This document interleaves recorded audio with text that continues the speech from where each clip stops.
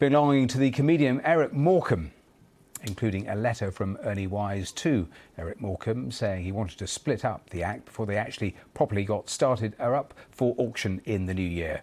The collection includes his glasses, joke books, ideas for sketches and the piano he practiced on before that Christmas special featuring the conductor Andre Previn. You're playing all the wrong notes.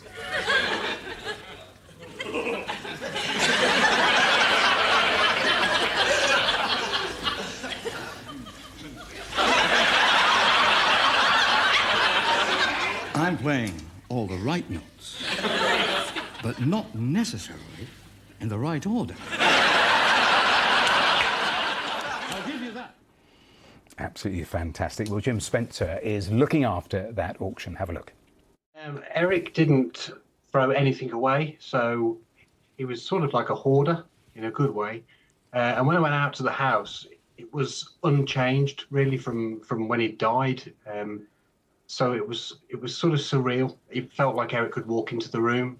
The pictures on the mantelpiece, the books on the side, it was all left exactly how he'd left it.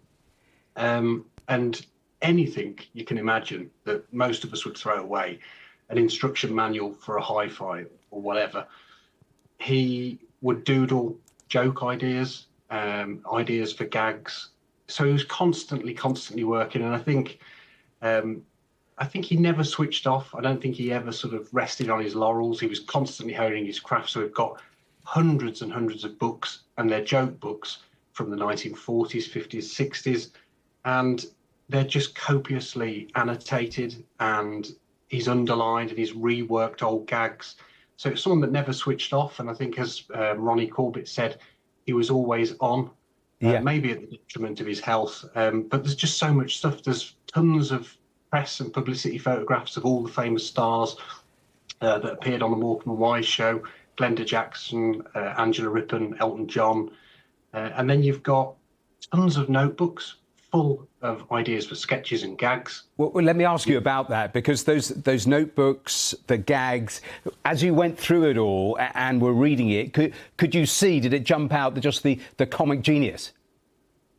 Absolutely, yeah, 100%. It was, I think, what you see on the screen and what was intended is this air of sort of effortlessness. It just looks like it's off the cuff and it's all there and comes naturally, but actually looking through this collection, you can see that he worked incredibly hard to get that across.